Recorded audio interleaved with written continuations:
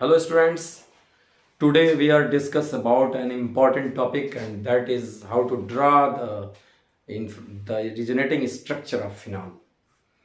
और फिनाल के जो रिजोनेटिंग स्ट्रक्चर को हम सभी ड्रा करेंगे। एक्चुअली ये काफ़ी क्रिटिकल है कि कैसे रिजोनेटिंग स्ट्रक्चर को ड्रा करते हैं, क्योंकि जो रिजोनेटिंग स्ट्रक्चर को ड्रा करते समय कई बार आप जो एरो बनाते हो, तीर बनाते हो, तो उसके डायरेक्शन क्लियर नहीं हो पाते हैं और आप काफ़ी कंफ्यूज रहते हैं। उसी को हम सभी आज पढ़ेंगे। यहाँ ध्यान दें, स्पेशली अगर फिनाल को हम देखें तो ये बेंजीन की स्ट्रक्चर होती है। इस तरीके से ये बेंजीन रिंग होगी, एक एरोमेटिक कंपाउंड है और ये बेंजीन रिंग में फिनाल को दिखा दें तो ये फिनाल होता है। बेंजीन रिंग पर OH लगाने से ये फिनाल का फॉर्मेशन हो जाता है, जबकि double bond, single bond, double bond, single bond और डबल बॉन्ड अगर ऐसे दिखाते हैं तो फिनाल के स्ट्रक्चर को रिप्रेजेंट करता है। स्पेशली हम सभी पढ़ेंगे कि फिनाल का रिजोनेटिंग स्ट्रक्चर कैसे बनता है। तो इसके रिजोनेटिंग स्ट्रक्चर बनाते समय इस तथ्य को ध्यान देना आवश्यक है कि इसकी जो बॉन्डिंग होती है, जो बॉन्ड डबल बॉन्ड बनता है, उसका जो पाई इलेक्ट्रॉन है ये डीलोकलाइज होता है, विस्थानीकृत होता है। ये पाई बॉन्ड जो होता है यहां से इस रिंग में इन्वॉल्व हो जाता है और विस्थानीकृत होता है। इसको अगर हम कायदे से समझें तो सबसे पहले हम लुईस स्ट्रक्चर ऑफ फिनाल को समझें ऐसे। तो ये ऑक्सीजन एटम है और ये फिनाल से हाइड्रोजन से कनेक्टेड हो जाएगी, ये कोवेलेंट बॉन्ड बनेगा, single covalent bond. Means oxygen के बाहरी कोश में, आउटर मोस्ट सेल में देखें तो ऑक्सीजन का एटॉमिक नंबर 8 होगा।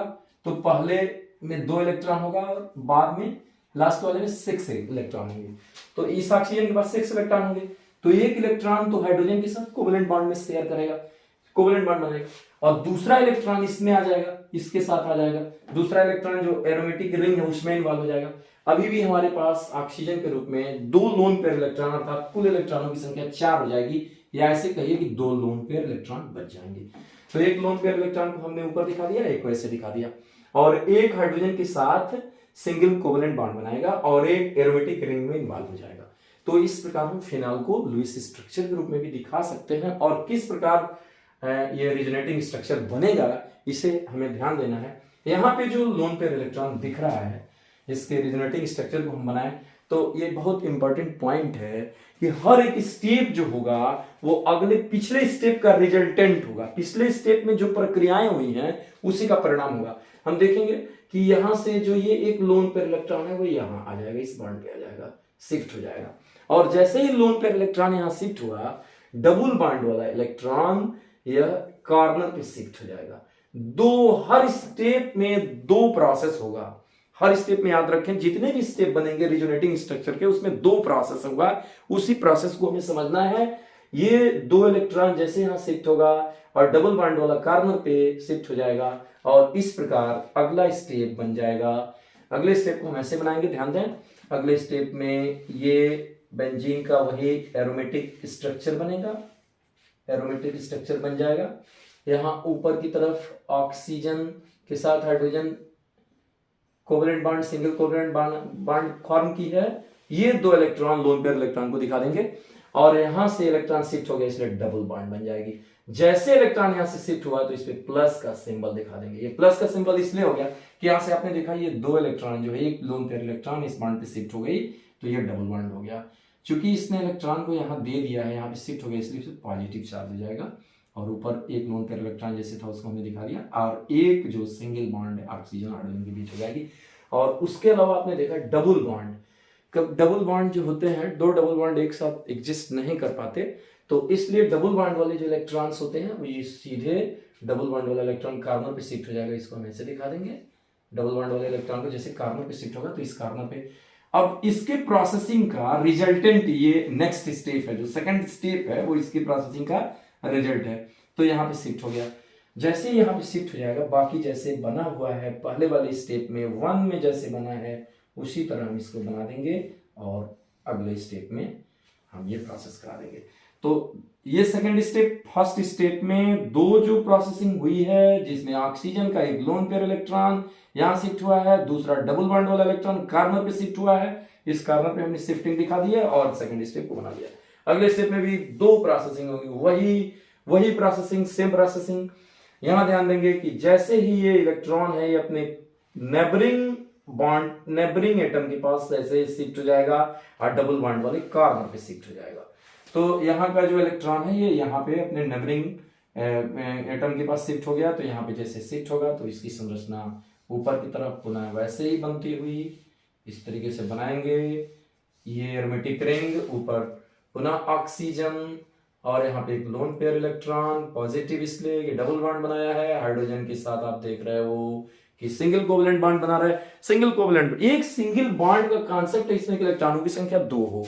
एक सिंगल बॉन्ड किसी भी दो एटम के बीच ए और बी के बीच बन रहा है तो इसमें इलेक्ट्रॉनों की संख्या 2 होगी। अगर यही ए और बी के बीच डबल बॉन्ड बन रहा है तो इसमें इलेक्ट्रॉनों की संख्या 4 होगी। ट्रिपल बॉन्ड अगर बन रहा है ए और बी के बीच तो इसमें इलेक्ट्रॉनों की संख्या 6 होगी। ये भी ध्यान में रखना है। तो इस तरीके से यहाँ हमने देखा कि यहाँ पे शिफ्टिंग हो गई है और जो ये कार्नर वाला जो इलेक्ट्रॉन यहाँ शिफ्ट हो रहा है तो ये डबल बॉन्ड बन जाएगा। और इधर यहाँ पे इलेक्ट्रॉन को दिखा देंगे क्योंकि डबल बॉन्ड वाले हमेशा कार्नर पे शिफ्ट होते हैं और दो डबल बॉन्ड वाले एक साथ जो अपनी एग्जिस्टेंस को नहीं मेंटेन कर सकते। और अगले स्टेप में देखेंगे तो ये यहाँ शिफ्ट हो जाएगा और स्ट्रक्चर हमारा ये जैसे तैसे उतार देंगे और अगले स्टेप बनेगा।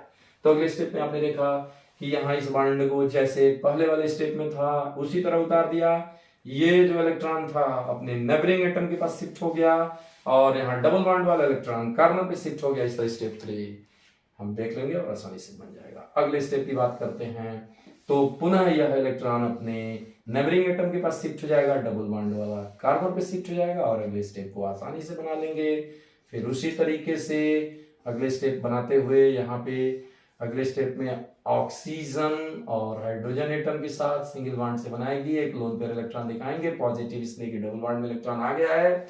और यहाँ पे आपने शिफ्टिंग देखी कि जैसे ही ये इलेक्ट्रॉन यहाँ पे डबल बॉन्ड के रूप में शिफ्ट हुआ और ये डबल बॉन्ड वाला यहाँ पे शिफ्ट हुआ, पहले वाला जो बॉन्ड है उसी तरह दिखाएंगे तो double bond single bond double bond वाला सीक्वेंस प्राप्त करता जाएगा। और अब इस तरीके से हम चौथा स्टेप इजीली तरीके से बना देंगे। तो चाहे फर्स्ट स्टेप हो, सेकेंड स्टेप, पहले स्टेप में 2 प्रोसेसिंग उसका परिणाम, थर्ड स्टेप, सेकेंड स्टेप में 2 प्रक्रिया उसका परिणाम, फोर्थ स्टेप, थर्ड स्टेप की 2 प्रक्रियाएं उसका परिणाम दिखता हुआ। और अगले अंतिम स्टेप की बात करेंगे तो थोड़ा इंपॉर्टेंट है और काफी महत्वपूर्ण है, उसको ध्यान देंगे। उसमें जैसे ही हम देखेंगे कि हमारे पास ये वाला इलेक्ट्रॉन जो है पुनः यहाँ शिफ्ट हो जाएगा और ये जो कार्बन पे है ये बॉन्ड पे शिफ्ट हो जाएगा और इस तरीके से जो हमारा लास्ट का इसका रिजोनेटिंग स्ट्रक्चर बनेगा, इसको हम ऐसे बना देंगे। लास्ट वाला जो रिजोनेटिंग स्ट्रक्चर है वो पुनः हम एरोमेटिक रिंग को बनाएंगे और एरोमेटिक रिंग जैसे बनेगी ये ऑक्सीजन के पास 2 लोन पेयर थे, 1 लोन पेयर और हो जाएगा, हाइड्रोजन के पास हो जाएगा, बॉन्ड सिंगल हो जाएगी। और यहाँ पे आपने देखा कि ये डबल बॉन्ड था, फिर वैसे ये डबल बॉन्ड था और एक डबल बॉन्ड यहाँ पे पुनः बन जाएगी। क्यों बनेगी डबल बॉन्ड? क्योंकि ये इलेक्ट्रॉन इस पे शिफ्ट हो जाएगा और इजीली तरीके से हम फिनाल के अंदर हम डीलोकलाइजेशन को, विस्थानीकरण को, या जो पाई बॉन्ड है वो चारों तरफ घूमता है, चारों तरफ वो डीलोकलाइज हो रहा है पाई बॉन्ड। आप देख नहीं रहे एक जगह नहीं, यहाँ पहले यहाँ पे देखिए यहाँ से डीलोकलाइज हो रहा है पाई बॉन्ड। तो इस डीलोकलाइजेशन को, विस्थानीकरण को, पाई बॉन्ड एक जगह स्थिर नहीं रहता बल्कि चारों तरफ एरोमेटिक रिंग में इन्वॉल्व हो जाता है। इस प्रक्रिया को इजीली तरीके से समझ सकते हैं और उतना ही इजी तरीके से हम आसानी से रिजोनेटिंग स्ट्रक्चर को बना सकते हैं। जबकि फिनाल या क्लोरोबेंजीन के जो रिजोनेटिंग स्ट्रक्चर होते हैं उसमें स्टूडेंट्स आप काफी कंफ्यूज होते हो, इसलिए कंफ्यूज होते हो कि आप एरो के डायरेक्शन को नहीं समझ पाते, आप इसको याद करने की कोशिश करते हो और एक्चुअल जो फिगर है वो आप ड्रा नहीं कर पाते हो। तो हमने आज आप पढ़ा कि आप कैसे किसी भी मॉलिक्यूल का उसका रिजोनेटिंग स्ट्रक्चर ड्रा करते हो, इसे हम पढ़ेंगे। निश्चित रूप से आप पढ़ते रहिए, बंद लगे रहिए और ऐसे कॉन्सेप्ट्स आपको दिए जाएंगे जो आपकी परीक्षाओं के लिए अत्यंत महत्वपूर्ण होंगे।